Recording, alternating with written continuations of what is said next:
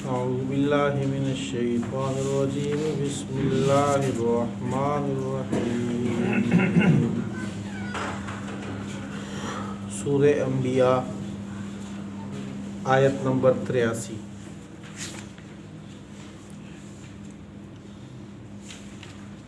سورہ انبیاء کل کے درس میں حضرت لوط علیہ السلام، حضرت نوح علیہ السلام، حضرت داؤد، حضرت سلیمان علیہ السلام کا اجمالاً ذکر ہوا تھا۔ آج مزید کچھ انبیاء کا ذکر ہے اور آخرت کے احوال کا ذکر ہوگا۔ پہلی جو آیات حضرت ایوب علیہ السلام کا ذکر ہے، حضرت ایوب علیہ السلام وہ پیغمبر جن کے بیماری مشہور ہے کہ اللہ تعالیٰ نے ان کو بیماری لگائی، کافی عرصے یہ بیمار رہے، شدید بیمار۔ یہ صبر اور حوصلے کے ساتھ بیماری کو برداشت کرتے رہے کہ ان کی صبر کی تعریف خود اللہ جل شانہ نے کی۔ اب بیماری کیا تھی، کیسی تھی، اس کی کوئی کیفیت اللہ جل شانہ نے ذکر نہیں کی قرآن پاک میں۔ جو روایات آتی ہیں اسرائیلی ہیں، وہ اس بارے میں کوئی مستند نہیں ہے۔ صرف آیات سے، احادیث سے یہ پتہ چلتا ہے کہ وہ بیمار تھے اور شدید، اور اس اثناء میں حضرت ایوب علیہ السلام صبر کرتے رہے۔ تو اس کی تعریف اللہ جل شانہ نے بیان کی ان کی، اور یہ کہا کہ جب انہوں نے مجھ سے دعا مانگی تو میں نے ان کی بیماری ٹھیک کر دی، اور وہ اہل و عیال جو بیماری کے عالم میں ان سے چلا گیا تھا، ان کی بیوی ان کے ساتھ ہی رہتی تھی۔ اللہ فرماتے ہم نے ان کو ہر چیز دگنا عطا فرمائی، مال اولاد ہر چیز کی کثرت عطا فرمائی اس کے بعد ان کے لیے۔ وہ جو روایت آتی ہے کہ حضرت ابراہیم علیہ السلام، حضرت ایوب علیہ السلام کے جسم میں کیڑے پڑ گئے تھے، تو یہ بالکل غیر مستند ہے، اس وجہ سے کہ نبی کے جسم میں کیڑے پڑنا یا نبی کو کوئی ایسی بیماری لگنا جس کی وجہ سے عام عوام اس سے گھن کرے، اس سے نفرت کرے، تو یہ کبھی ہوا ہی نہیں، ایسے نہیں ممکن تھا۔ اللہ علیہ شانہ نے کبھی ایسی بیماری نبی کو لگائی نہیں ہے کہ عام عوام اس سے نفرت کرے، اس سے گھن کرے۔ اب کیڑے پڑنا عام انسانوں کے جسموں میں بہت کم ایسے واقعہ ہوتا ہے، پھر عام لوگ جو ہے طبی طور پر جو ہے اس چیز کو اچھا نہیں سمجھتے طبیعت کے لحاظ سے، تو ایک نبی کے جسم میں کیسے ہو سکتا ہے؟ تو یہ بات اسرائیلیات جو ہے انہوں نے گھڑی ہے، یہ غلط ہے۔ اس قسم کی جو واقعہ آتا ہے وَأَيُّوبَ إِذْ نَادَىٰ رَبَّهُ، اور حضرت ایوب علیہ السلام جب انہوں نے اپنے رب کو پکارا، انی مسنی الضر، اے اللہ مجھے بیماری نے چھو لی ہے، بیماری نے پکڑ لی ہے، وَأَنْتَ أَرْحَمُ الرَّاحِمِينَ، اور سب رحم کرنے والوں سے زیادہ رحم کرنے والا تو ہی ہے۔ فَاسْتَجَبْنَا لَهُ، ہم نے ان کی بات کا جواب دیا، ہم نے قبول کی ان کی دعا۔ فَكَشَفْنَا مَا بِهِ، ہم نے دور کر دی ان سے مَا بِهِ مِنْ ضُرٍّ، جو تکلیف ان کے ساتھ تھی ہم نے وہ دور کر دی۔ وَآتَيْنَاهُ أَهْلَهُ، ہم نے ان کو ان کا اہل دیا، وَمِثْلَهُمْ مَعَهُمْ، اور ان کے مثل اور بھی، ان کے دگنا اور دیا، رحمتًا منا، ہماری طرف سے رحمت کے طور پر، وذکریٰ للعابدین، یہ نصیحت ہے عبادت گزار لوگوں کے لیے۔ واسماعیل وادریس وذی الکفل، حضرت اسماعیل، ادریس اور ذو الکفل علیہم السلام، ان کو بھی ہم نے اپنی رحمت میں داخل کیا تھا۔ کل من الصابرین، ان میں سے ہر ایک صبر کرنے والے۔ حضرت ادریس، حضرت اسماعیل علیہ السلام کا ذکر تو سورہ مریم میں بھی گزرا ہے، ذو الکفل کا نام پہلی بار آیا ہے، اور اس کی حالات ذکر نہیں پورے قرآن میں، تو بعض نے ان کو ولی قرار دیا ہے، لیکن صحیح بات یہ ہے کہ چونکہ جب پیغمبروں کا تذکرہ ہو رہا ہے، انبیاء کا صورت نام ہی ہے، تو یہاں پر یہ ذو الکفل پیغمبر ہے۔ کل من الصابرین، ان میں سے ہر ایک صبر کرنے والے تھے۔ وَأَدْخَلْنَاهُمْ فِي رَحْمَتِنَا، ان کو ہم نے رحمت خاصہ میں داخل کیا تھا۔ انہم من الصالحین، بے شک یہ لوگ نیک لوگوں میں سے تھے انتہائی۔ وظنون اذ ذهب مغاضبا فظن ان لن نقدر علیہ فنادى فی الظلمات ان لا الہ الا انت سبحانک انی کنت من الظالمین۔ ذنون مچھلی والے، نون مچھلی کو کہتے ہیں، ذنون مچھلی والے، یہاں سے مراد حضرت یونس علیہ السلام ہیں، جن کا سورہ یونس کے نام پہ پورا واقعہ وہاں موجود ہے، پوری ایک آیت ایک سورت موجود ہے ان کے نام سے 11ویں سپارے میں جو گزر چکی ہے۔ یہ وہ پیغمبر تھے کہ جو اپنی قوم کو سمجھاتے رہے تو قوم باز نہ آئی اپنے شرک سے، کفر سے، تو حضرت یونس علیہ السلام کے ساتھ اللہ نے وعدہ کیا کہ چونکہ یہ باز نہیں آئی اب میں ان پر اپنا عذاب بھیجوں گا۔ تو سابقہ امتوں کے حالات دیکھ کر حضرت یونس علیہ السلام یہ سمجھے کہ شاید اللہ کا عذاب کا وعدہ ہو چکا ہے، اب عذاب کا وقت قریب آیا، لہٰذا میں نکل جاؤں، اس بستی سے عذاب آئے گا، تو نکل گئے۔ تو وہ یہ گمان کر رہے تھے کہ شاید یہاں سے میرا نکلنا اب ضروری ہے، انہوں نے وحی کا انتظار نہیں کیا۔ اللہ جل شانہ کو یہ بات پسند نہیں آئی، اور اللہ جل شانہ نے ان کو آگے دریا کی کشتی میں بیٹھے، کشتی بھنور میں پھنس گئی۔ لوگوں نے قرآن اندازی کی کہ کوئی ایک بندہ ایسا ہے جو اپنے آقا کا بھگوڑا ہے، تو قرآن اندازی میں نام نکلا حضرت یونس علیہ السلام کا کہ بھئی یہ بندہ ہے، اس کو کشتی سے پھینکو اندر سمندر میں تاکہ ہماری کشتی سلامت بچ جائے۔ تو ان کا نام نکلا ہے۔ انہوں نے کہا یہ شکل سے بڑے نیک معلوم ہوتے، بزرگ نورانی چہرہ ہے، دوبارہ قرآن اندازی کی، 3 مرتبہ قرآن اندازی کی، تینوں مرتبہ انہی کا نام نکلا۔ آخر میں انہوں نے پھینک دیے سمندر میں ان کو، اور وہاں سے مچھلی کے پیٹ میں چلے گئی، مچھلی نے نگل لیا۔ 40 دن تک وہاں پہ رہے مچھلی کے اس اندھیرے میں، اور وہاں پر انہوں نے اللہ کو پکارا کہ لا الہ الا انت سبحانک، اے اللہ تو ہے، تو ہی پاکیزہ ذات ہے۔ اور سورہ صافات میں اللہ فرماتے ہیں انہی کا واقعہ دوبارہ ذکر کر کے کہ اگر یہ وہاں مچھلی کے پیٹ میں میری یاد نہ کرتے، مجھے یاد، میرا نام نہ لیتے، تو میں ان کو قیامت کی صبح تک وہاں مچھلی کے پیٹ کے اندر رکھتا۔ تو اتنی عجیب ہے کہ اللہ کی پکڑ، اور کوئی گناہ نہیں، کچھ بھی نہیں، صرف یہ ہے کہ اللہ کو ان کی وہ لفظ جو تھی وہ پسند نہیں آئی کہ بھی آپ نے میرا انتظار کیوں نہیں کیا، میری وحی کا، میرے آرڈر کا انتظار، آپ تو میرے قریبی ہو، نبی ہو، تو آپ کو تو پابند ہونا چاہیے تھا۔ آپ قدم اٹھانے سے پہلے پوچھو کہ اللہ یہ قدم میں اٹھاؤں کہ نہ اٹھاؤں۔ وظنون اذ ذهب، اور مچھلی والے کو بھی ہم نے رحمت میں داخل کیا تھا۔ اذ ذهب مغاضبا، جب وہ چلے گئے غصے، اپنی قوم پر غصہ کرتے ہوئے نکل گئے تھے۔ فظن ان لن نقدر، بس وہ گمان کیا انہوں نے، ان لن نقدر علیہ، کہ ہم اس پر تنگی نہیں کریں گے۔ اس کے گمان میں یہ تھا کہ ہم اس پہ تنگی نہیں کریں گے۔ فنادى فی الظلمات، بس پکارا اس نے اندھیروں میں، وہ مچھلی کے پیٹ کے اندھیروں میں انہوں نے پکارا، اللہ الہ الا انت، نہیں ہے کوئی الہ مگر تو ہی ہے، سبحانک، اے اللہ تو پاک ہے، انی کنت من الظالمین، بے شک میں اپنا نقصان کرنے والوں میں سے ہوں۔ یعنی میں نے یہاں سے قدم باہر نکال کر، وہاں سے جب علاقے سے نکلا، میں نے اپنا نقصان کر دیا۔ فاستجبنا لہ، بس ہم نے ان کی بات کو، ان کی دعا کو قبول کیا۔ ونجیناہ من الغم، ہم نے ان کو بھی غم سے نجات عطا فرمائی۔ وکذالک ننجی المؤمنین، اسی طرح ہم نجات دیا کرتے ہیں ایمان والوں کو۔ اب دیکھیں جب نبی بھی اللہ کو پکار رہا ہے ان حالات میں، تو یہ ہمارے لیے اللہ تعالیٰ نے قرآن پاک میں اس لیے ذکر کی ہے کہ ہم بھی اپنے مسائل، اپنی مشکلات، اپنی پریشانی میں صرف اللہ کو پکاریں۔ ایسے کوئی شخص دنیا میں نہیں ہے جس پر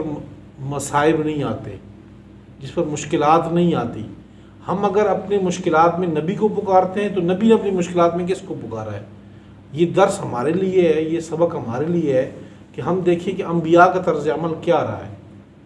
کیا وہ ان چیزوں سے پاک تھے، ان کے اوپر مصائب نہیں آئی؟ جب ان کے اوپر مصائب آئے انہوں نے اللہ کو پکارا۔ اللہ فرماتے ہیں وَكَذَلِكَ نُنْجِي الْمُؤْمِنِينَ، ایسے ہی ہم ایمان والوں کو بھی ہم نجات دیا کرتے ہیں، کہ جو بھی ایمان والا مصائب بھی ہماری طرف سے آتے ہیں پکڑ بھی ہماری طرف سے، آزمائشی بھی ہماری طرف سے ہے۔ جب حضرت ایوب علیہ السلام بیماری ہمیں پکار رہے ہیں، حضرت یونس علیہ السلام ہمیں پکار رہے ہیں، تم لوگوں کو بھی ہمیں ہی پکارنا چاہیے۔ وَزَكَرِيَّا إِذْ نَادَىٰ رَبَّهُ، اور جب زکریا علیہ السلام نے پکارا تھا اپنے رب کو، رب لا تذرنی، اے میرے رب، لا تذرنی فردا، تو مجھے اکیلا نہ چھوڑ، وَأَنْتَ خَيْرُ الْوَارِثِينَ، اور تو بہترین وارثوں میں سے، پیچھے رہنے والوں میں سے سب سے بہترین تو ہی ہے۔ حضرت زکریا علیہ السلام کا واقعہ تیسرے پارے میں بھی گزرا، سورہ مریم کی بالکل ابتدا میں گزرا، 16ویں سے پارے میں بھی گزرا تھا پیچھے، کہ حضرت زکریا علیہ السلام وہ پیغمبر جن کی اللہ تعالیٰ نے بڑھاپے تک ان کو اولاد دی، دعا مانگتے رہے، یہاں پر بھی دعا مانگی، فاستجبنا لہ، بس ہم نے ان کو دعا کو قبول کیا، ووہبنا لہ یحییٰ، ہم نے ان کو ہبہ کیا، عطا کیا ان کو یحییٰ، حضرت یحییٰ علیہ السلام یہ پیغمبر بھی ہیں، یحییٰ علیہ السلام کی صورت میں ان کا بیٹا، وَأَصْلَحْنَا لَهُ زَوْجًا، ہم نے ان کی بیوی کو ٹھیک کر دیا کہ بیوی میں بانجھ پن کی جو بیماری تھی ان کو اولاد کے قابل بنایا۔ إِنَّهُمْ كَانُوا يُسَارِعُونَ فِي الْخَيْرَاتِ، اب اللہ تعالیٰ نے سارے انبیاء کا یہ مختصراً تذکرہ کیا ہے، نام ان سورہ انبیاء رکھا، تو انبیاء کا تذکرہ شروع میں ابتدا ہوئی تھی آپ صلی اللہ علیہ وسلم کی ذات سے، ان کے اوپر جو اعتراضات تھے وہ اس کا ذکر ہوا، پھر حضرت ابراہیم علیہ السلام، پھر حضرت لوط علیہ السلام، حضرت نوح علیہ السلام، حضرت سلیمان، حضرت داؤد علیہ السلام، پھر آگے جا کے آج جو ہم نے انبیاء پڑھے، حضرت ایوب علیہ السلام، حضرت اسماعیل علیہ السلام، ایوب علیہ السلام، ذوالکفل علیہ السلام، سارے پیغمبروں کا ذکر کر کے اللہ فرماتے ہیں انہم کانوا یسارعون فی الخیرات، یہ لوگ نیکی کے کاموں میں آگے بڑھنے والے تھے، بے شک یہ لوگ آگے بڑھتے دوڑتے تھے نیکی کے کام میں، یدعوننا ویدعوننا رغبا ورہبا، اور صرف ہمیں ہی پکارتے تھے، رغباً خوشی سے، ورہبا ڈر سے، یعنی امید اور ڈر سے صرف ہمیں ہی پکارتے تھے، خواہ ہم سے امید ہو، خوشی ہو، جو بھی حالات ان کے اوپر آئے ہمیں ہی وہ لوگ پکارتے تھے، وَكَانُوا لَنَا خَاشِعِينَ، اور یہ لوگ ہم سے ڈرنے والے تھے، وَالَّتِي أَحْسَنَتْ فَرْجَهَا، اور وہ عورت جس نے اپنی عصمت کو محفوظ رکھا، یعنی مراد حضرت مریم علیہ السلام ہے، وہ عورت جس نے اپنی عصمت کو محفوظ رکھا، فَنَفَخْنَا فِيهَا، پس پھونکا ہم نے، من روحنا اپنے روح سے، وَجَعَلْنَاهَا، اور ہم نے بنایا اس عورت کو، وَابْنَهَا، اور اس کے بیٹے کو، آیۃ للعالمین، نشانی جہان والوں کے لیے، ان ہاذی امتکم، بے شک یہ جماعت تمہاری جماعت ہے، امت واحدہ، جو کہ ایک ہی جماعت ہے، یعنی ان سب کے انبیاء کی جو پکار تھی، انبیاء کی جو دعوت تھی، یہ ایک ہی دعوت تھی، وہ دعوت کون سی تھی کہ وَأَنَا رَبُّكُمْ فَاعْبُدُونِ، کہ میں تمہارا رب ہوں بس تم میری ہی عبادت کرو، وَتَقَطَّعُوا أَمْرَهُمْ بَيْنَهُمْ، اور لوگوں نے دین کا جو معاملہ تھا یہ والا آپس میں ٹکڑے ٹکڑے کر دیا، کُلٌّ إِلَيْنَا رَاجِعُونَ، ان میں سے ہر ایک ہماری طرف ہی لوٹے گا، فَمَن يَعْمَلْ مِنَ الصَّالِحَاتِ، بس جو شخص اچھے اعمال کرے گا، جس شخص نے اچھے اعمال کی نیک، وَهُوَ مُؤْمِن، اس حال میں کہ اس میں ایمان بھی ہو، فَلَا كُفْرَانَ لِسَعْيِهِ، تو اس کی جو کوشش ہے اس کی بے قدری نہیں کی جائے گی، اس کی فلا کفران لسعیہ، اس کی ناقدری، اس کی بے قدری، اس کی کوشش کی نہیں کی جائے گی۔ ہم ٹوٹی پوٹی محنت ہے، اٹھتے ہیں وہاں سے گھروں سے نماز کے لیے آتے ہیں، نمازوں میں بھی 100 قسم کے خیالات ہیں، اب اگر بندہ یہ سوچے کہ جی ہماری عبادت تو بالکل کمزور قسم کی، ہمیں پڑھنی نہیں چاہیے، ہم جو ہے اگر اللہ کے راستے میں صدقہ دیں تو 100 قسم کے شیطان وساوس ڈالتا ہے کہ بھئی ہو سکتا ہے ریاکاری ہو سکتا ہے فلاں ہو سکتا ہے کوئی یہ مسئلہ ہو، تو ان وساوس کو چھوڑ کے ہماری عبادات کمزور قسم کی ہیں، لیکن اللہ فرماتے ہیں کہ فلا کفران لسعی، خالص اللہ کے لیے ہے، تو لہٰذا اب اس کی بے قدری نہیں کی جائے گی، اللہ تعالیٰ اسی کو ٹھیک کر کے اپنے لیے قبول کر لیں گے۔ وَإِنَّا لَهُ كَاتِبُونَ، اور بے شک ہم اس کو لکھ رہے ہیں۔ وَحَرَامٌ عَلَىٰ قَرْيَةٍ أَهْلَكْنَاهَا أَنَّهُمْ لَا يَرْجِعُونَ، کفار مکہ کہتے تھے کہ تم لوگ کہتے ہو کہ جو لوگ قبروں میں چلے گئے مر گئے وہ لوگ زندہ اٹھائے جائیں گے، ان کا حساب و کتاب ہوگا۔ تو پھر وہ لوگ قبروں سے کیوں نہیں اٹھائے جا رہے؟ جو ہم سے پہلے امتیں مر گئی ہیں، لوگ چلے گئے ہیں، ان کو اٹھائے، ان کا حساب و کتاب شروع ہو جائے۔ اللہ فرماتے ہیں ایسے نہیں ہے، حساب و کتاب کے لیے خاص وقت مقرر کی ہے۔ اس سے پہلے تو لوگوں پہ حرام میں ناممکن ہے کہ جو بندہ چلا جائے وہ واپس آ جائے، اس کا واپسی یہ ناممکن ہے۔ وَحَرَامٌ عَلَىٰ قَرْيَةٍ، حرام ہے، ناممکن ہے کسی بستی والے پہ، أَهْلَكْنَاهَا، جن کو ہم نے ہلاک کر دیا، جن کو ہم نے موت دے دی، ہلاک کر دیا، ان کے اوپر حرام ہے کیا؟ أَنَّهُمْ لَا يَرْجِعُونَ، کہ وہ لوٹ آئے، ان کا دوبارہ لوٹ کے آنا یہ ناممکن اللہ نے بنا دی ہے۔ اب دیکھ لیں اس آیت کو کہ احادیث میں بخاری شریف کی صحیح حدیثیں ہیں کہ جس میں ایک صحابی رسول شہید ہو کے اللہ کے دربار میں پہنچے تو اللہ علیہ السلام نے فرمایا کہ مانگو، کیا مانگتے ہو؟ تو انہوں نے کہا اللہ، جو میں نے اپنے اعزاز و اکرام اور میں نے مہمان نوازی دیکھی شہادت کے بعد، تو میرا دل چاہتا ہے کہ آپ مجھے دوبارہ واپس دنیا میں لوٹائیں اور میں ایک بار پھر اپنی جان آپ کے لیے پیش کر دوں، مجھے پھر کوئی شہید کیے جائے، پھر میں آ جاؤں یہاں پہ، تو مجھے دوبارہ لوٹا دیں۔ اللہ نے فرمایا کہ یہ تو ناممکن ہے کہ دنیا میں سے جو آ گیا ہے اور اس کو میں دوبارہ بھیج دوں، یہ ناممکن ہے۔ اس کے علاوہ کچھ اور مانگتے وہ مانگو۔ اب دوبارہ لوٹنا، اب آپ خود سمجھ سکتے ہیں، سمجھدار ہیں کہ جو اللہ کے پاس جاتی ہے وہ جسم تو یہاں چلا جاتا ہے، مٹی میں گل جاتا ہے، وہ تو ختم ہو گیا۔ اللہ کے پاس جو جاتا ہے وہ روح جاتی ہے، تو اللہ کے پاس جو چیز چلی گئی تو واپس نہیں آتی۔ دنیا کا اصول اور ضابطہ اللہ نے بیان کی ہے۔ اب اگر ہم یہ سمجھتے ہیں کہ دنیا کے یہ نیک وکار لوگ، جو نیک لوگ ہیں، اچھے لوگ ہیں، یہ ان کی روحیں واپس آتی ہیں، تو انتہائی غلط بات ہے۔ کوئی بندہ بھی واپس نہیں آتا، نہ اچھے لوگ واپس آتے ہیں، نہ ہی برے لوگ واپس آتے ہیں۔ جو اچھے لوگ ہیں اللہ تعالیٰ ان کو اپنی نعمتوں میں رکھتے ہیں، جنت میں رکھتے ہیں، اعلیٰ علیین میں رکھتے ہیں۔ آگے صورتیں آ رہی ہیں، اس میں سورہ مطففین کے اندر 30ویں سپارے میں اللہ فرماتے ہیں اللہ تعالیٰ ان کو اعلیٰ علیین میں رکھتے ہیں، جو چلے جاتے دنیا سے۔ اور جو فاسق فاجر، گناہگار، بدکار ایسے لوگ ہوں تو ان کو اللہ تعالیٰ سجین میں رکھتے ہیں۔ تو دوبارہ دونوں کا واپس لوٹ کے آنا یہ حرام ہے، ناممکن ہے اللہ تعالیٰ نے کہ کوئی واپس آ جائے یہاں پہ۔ حتیٰ اذا فتحت یاجوج و ماجوج، یہاں تک کہ کھول دیے جائیں گے جب یاجوج اور ماجوج کو۔ وہم من کل حدب، اور یہ یاجوج و ماجوج ہر اونچی جگہ سے ینسلون، پھسلتے ہوئے آ رہے ہوں گے۔ جیسے اونچائی سے کوئی بندہ پھسلتا ہوا آتا ہے تو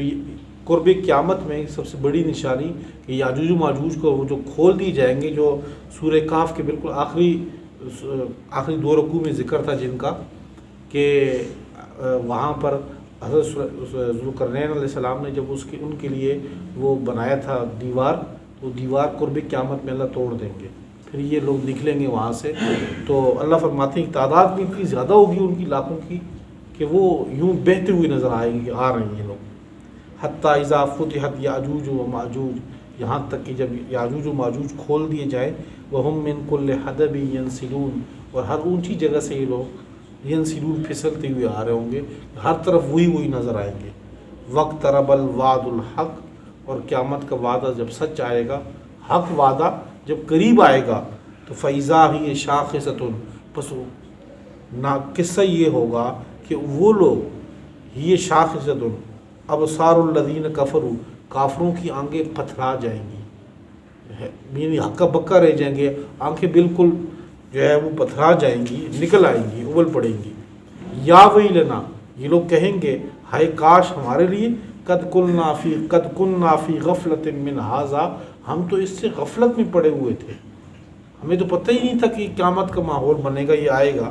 بل کننا ظالمین، بلکہ تو ہم تو ظالم تھے، غفلت کیا بلکہ ہم نے اپنے آپ پر ظلم کر دیا۔ اللہ فرماتے ہیں انکم وما تعبدون من دون اللہ، بے شک تم اور جن کی تم عبادت کرتے تھے اللہ کے سوا، وہ پتھر، وہ لکڑی، وہ جن کی تم عبادت کیے کرتے تھے تمہارے معبود، حسب جہنم، یہ جہنم کا ایندھن ہے، انتم لہا واردون، تم اس جہنم میں جاؤ گے۔ لو کان ہؤلاء، اگر یہ لوگ آلہۃ، خدا ہوتے، اگر یہ لوگ خدا ہوتے جن کی تم عبادت کرتے ہو، ما وردوہا، تو یہ لوگ جہنم میں نہ جاتے.